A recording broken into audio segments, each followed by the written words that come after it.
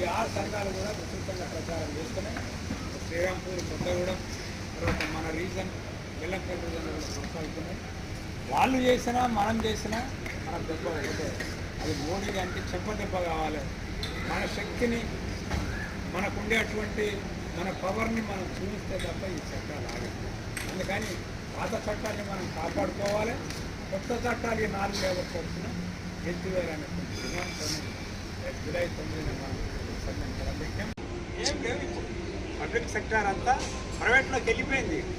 ఇదంతా ప్రైవేటే. కనుక ప్రైవేట్ వాడు ఎందుకు అమలు చేస్తాడు చట్టాలు? కూడా అమలు చేయడు. మనం పరిశ్రమలో, గవర్నమెంట్ పరిశ్రమలో రిజర్వేషన్లు, ఏసీఎస్లకి బ్యాక్లాగ్ పోస్టులు, ప్రమోషన్స్ ఇవన్నీ తీసుకుంటున్నాం. వాడు జాంతనే ఉన్నటువంటి దగ్గర ఎక్కడైనా అమలు చేస్తాడా? ఎక్కడ కూడా వాళ్ళు అమలు చేయట్లేదు. రేపు పొద్దున కూడా వాడు మొత్తం ఈ పరిశ్రమ ప్రైవేట్ అయినాక కూడా రిజర్వేషన్లు అనేటువంటి ఆటోమేటిక్ ఎత్తేస్తాడు. ఇప్పటికే రిజర్వేషన్లు ఎత్తేయాలి అనేటువంటి రాగాలు తీస్తుంది. అసలు రాజ్యాంగాన్ని తీసేయాలంటాడు మోడీ.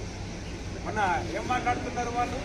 ఆర్ఎస్ఎస్ నేత అసలు అందులో లౌకికవాదం తీసేయాలి, సోషలిజం తీసేయాలి, వీటి మీద చర్చ జరగాలంటున్నారు ఆర్ఎస్ఎస్ వాళ్ళు. వాళ్ళకి కావాల్సింది మనుధర్మ శాస్త్రం. మనం ఏదైతే తిరస్కరించి 1000 సంవత్సరాల క్రితం దాన్ని పాత్ర పెట్టినామో ఆనాటి రాచరిక వ్యవస్థలో మనల్ని నడిపించినటువంటి మనుధర్మ శాస్త్రాన్ని ఇవాళ ప్రవేశపెట్టడానికి భారతీయ జనతా పార్టీ, బజరంగ దళ్, ఆర్ఎస్ఎస్, ఈ బీజేపీ మొత్తంగా కుట్ర చేస్తుంది. అందుకే రాజ్యాంగాన్ని కూడా తీసేయడానికి పెద్ద ఎత్తున కుట్ర జరుగుతుంది. ఈ కుట్రను మనం చుట్టుకుంటాల్సినటువంటి అవసరం.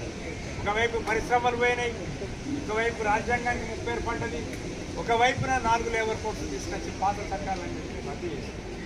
కనుక వీటన్నిటిని మనం రక్షించుకోవాలంటే పోరాటం తప్ప మార్గం. అందుకని దేశంలో ఉన్నటువంటి అన్ని ఫెడరేషన్, అన్ని ట్రేడ్ యూనియన్, బ్యాంకింగ్ కావచ్చు, ఎల్ఐసి కావచ్చు, పబ్లిక్ సెక్టర్ కావచ్చు, ఇతర అన్ని రంగాల్లో కార్మికులు మొన్న మే 20నే పిలుపునిచ్చింది. ఆ 20కి మనం పెద్ద ఎత్తున సమ్మె చేసినాం. కాకపోతే భారత్ పాకిస్తాన్ యుద్ధం వల్ల ఈ టైంలో మనం సమ్మె చేయడం వల్ల బాగుండదేమో అని చెప్పి మనం అది రద్దు చేసుకున్నాం. జూలై 9కి దాన్ని ముందుకు తీసుకొచ్చినాం. ఇంకొక 4-5 రోజులలో సమ్మె జరగబోతుంది. ఈ సమ్మెలో దేశంలో ఉన్నటువంటి కార్మిక వర్గం అందరూ కూడా పాల్గొంటున్నారు. మనం కూడా సింగరేణి కార్మికులు, మనం పోరాడేటువంటి సామర్థ్యం, శక్తి, వారసత్వం ఉంది. మనం 35 రోజులు, 40 రోజులు, 46 రోజులు, 32 రోజులు, 26 రోజులు అనేక సమ్మెలు చేసి అనేక హక్కులు సాధించుకున్నటువంటి వాళ్ళు. పైగా బొగ్గు పరిశ్రమ అనేటువంటిది కీలకమైనటువంటి.